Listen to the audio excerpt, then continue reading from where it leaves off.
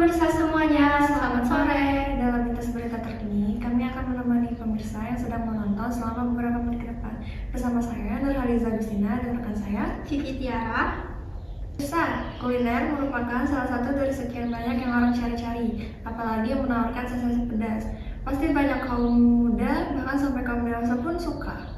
Betul sekali Haliza, apalagi nih di Tapin ini sendiri memiliki yang namanya kuliner baru yang tidak jauh dari kawasan Rantau Baru nih, yang biasanya banyak dikunjungi kaum muda sampai dewasa. Wah, bicara soal kuliner gak akan habisnya, Vi. Pasti bakal ada terus nih gebrakan barunya.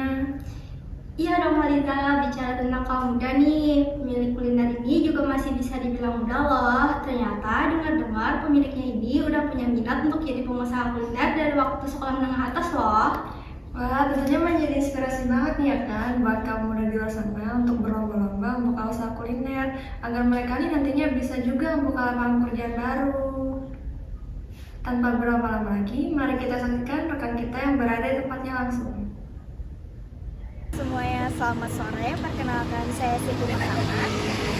Di sela aktivitas Anda, kami dari Lintas Berita Terkini ingin mengajak pemirsa ke suatu tempat kuliner yang masih baru dibuka yang tidak jauh dari kawasan Rantau Siring Baru. Di sini kita akan membahas berbagai macam makanan yang dijual sampai kisah perjalanan sang pemiliknya akan kita ulas. Terus saksikan Lintas Berita Terkini hari ini bersama saya dan rekan-rekan saya yang ada di lapangan.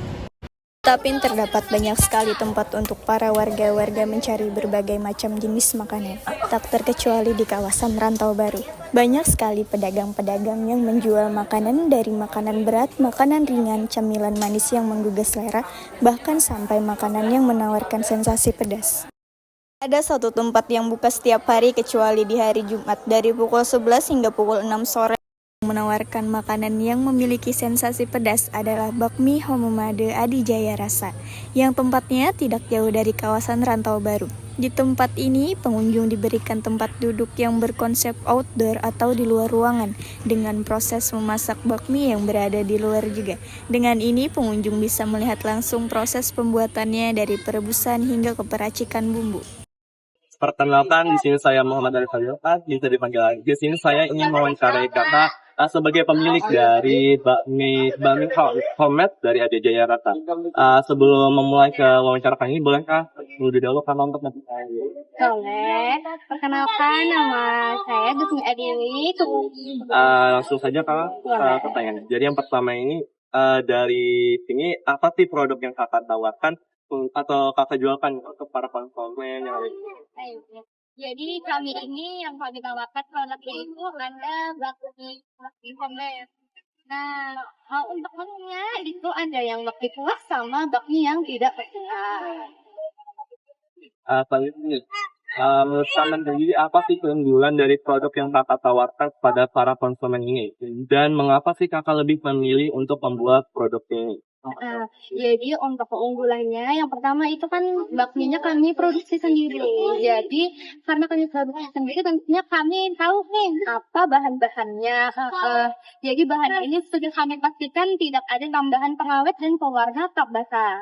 Karena kami bikin sendiri sama rasanya pastinya beda dari yang lain karena kita yang bikin sendiri. Habis itu kalaunya kata orang-orang tekstur mie di bakmi homemade aja rasanya berbeda nih. Santainya lebih kenyal, lebih lembut. Nah, habis itu pangsit gorengnya juga kita produksi sendiri. Pokoknya semua yang ada di bakmi homemade ini itu kita produksi sendiri semuanya.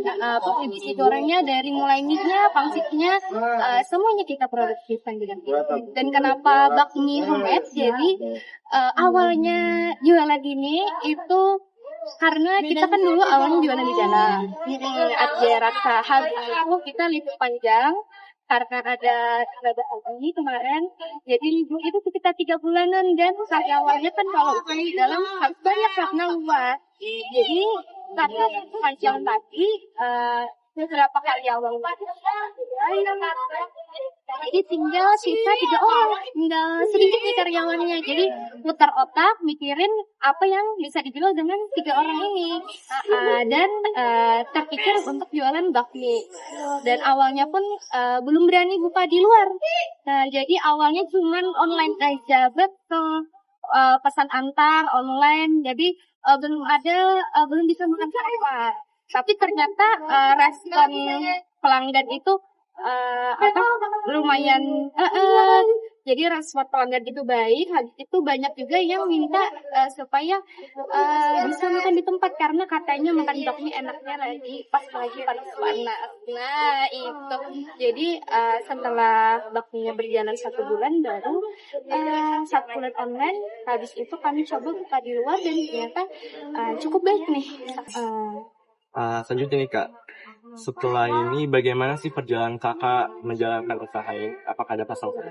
Oh ini, kalau perjalanannya ini mungkin kalau dilihat dari orang-orang senior, Ulun ini baru seumur biji jagung lah, baru banget.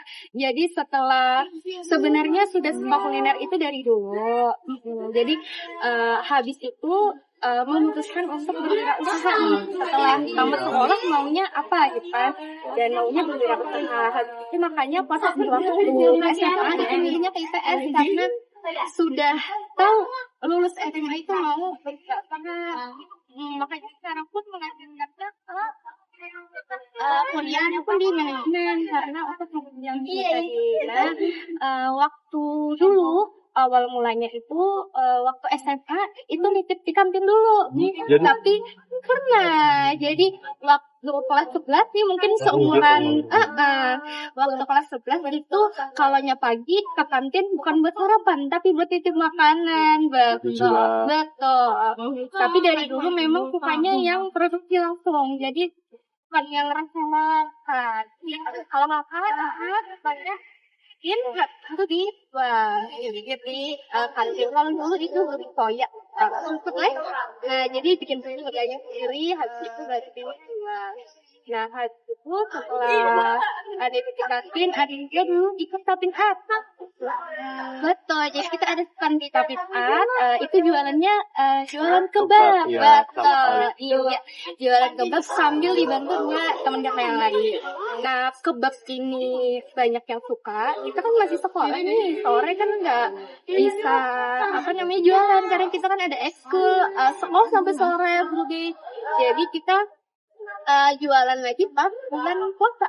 Jam bulan puasa di depan rumah kakak aja. Iya. Di jualan di depan rumah.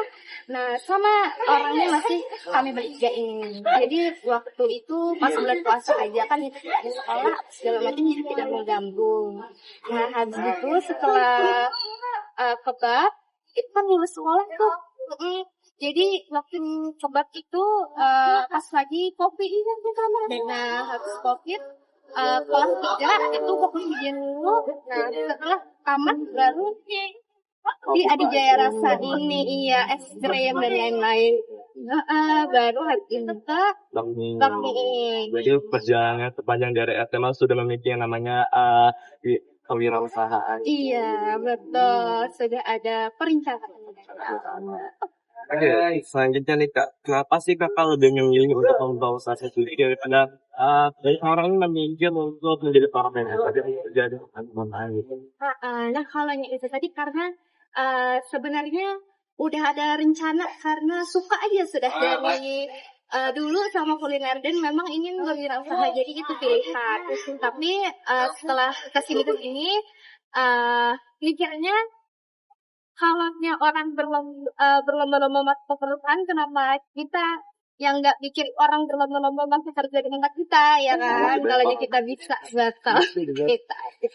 Mungkin itu saja wawancara kita pada kali ini bersama pemilik dari Bakmi Homemade Adijaya Rasa. Terima kasih Kak atas waktu yang telah diluangkan. Terima kasih. Pengunjung akan dilayani dengan senyuman dan keramah tamahan pegawainya, sehingga pengunjung atau pembeli bisa merasakan kenyamanan saat mencicipi hidangan yang disajikan. Tempatnya yang bersih menjadikan nilai plus untuk tempat ini. Menu yang ada di tempat ini sangat bervariasi, dari bakmi gacoan hingga bakmi kuah. Tempat ini juga menawarkan berbagai macam snack untuk mendampingi makanan kita, dari pangsit, pentol, bakso, hingga tahu isi. Harga yang ditawarkan pun cukup ramah di kantong kita. Bakmi gacoan memiliki harga kisaran 12 sampai dengan Rp17.000. Bakmi kuah memiliki harga kisaran 17 Selamat sore, Perkenalkan, nama saya Muhammad Haidar Mubarak, bisa dipanggil Hajar. Di sini saya akan mewawancarai salah satu pelanggan dari bakmi homemade yang berada di Adi Jaya Rasa. Sebelumnya boleh diperkenalkan Ibu, nama Ibu? Pertanyaan pertama, bagaimana perasaan Anda setelah mencoba tempat makan di Adi Jaya ini?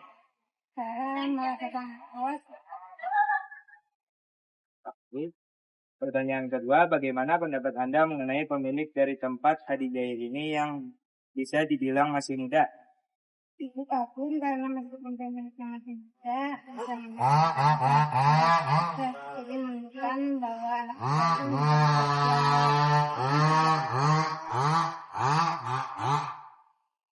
Oke, terima kasih atas waktunya Ibu. Mohon maaf bila mengganggu waktunya. Oke, sekian wawancara dari saya. Terima kasih. Selain rasa yang menjadikan tempat ini menarik, tetapi pemiliknya pun dapat memotivasi kita semua. Dari perjalanan pemilik yang berdagang di waktu sekolah menengah atas, berdagang di beberapa tempat. Baik pemirsa, itu tadi informasi yang dapat kami sampaikan dari tempat langsung. Jangan lupa untuk pemirsa mampir ke tempatnya dan mencoba berbagai jenis makanannya, serta menjadikan kisah sang pemilik menjadi motivasi yang ada di rumah. Saya Siti Marhamah, mewakili rekan-rekan saya yang ada di tempat, kembali ke studio.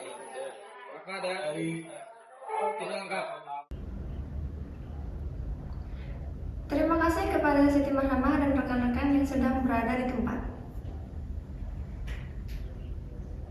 Menarik banget ya Vi tempatnya untuk dikunjungin. Jadi nggak sabar nih buat nyoba berbagai menu yang ada di sana. Benar banget Liza, jadi nggak sabar buat kunjungin tempatnya. Dan benar banget nih, pemiliknya bisa banget jadi motivasi buat kaum muda yang ada di luar sana ya kan? Iya, Vi. Baik, informasi kali ini mengakhiri perjumpaan kita pada berita terkini hari ini. Saya Nurhaliza Gustina Dan saya Pipit Tiara, mewakili seluruh kerabat kerja. Kami pamit undur diri, selamat sore dan sampai jumpa.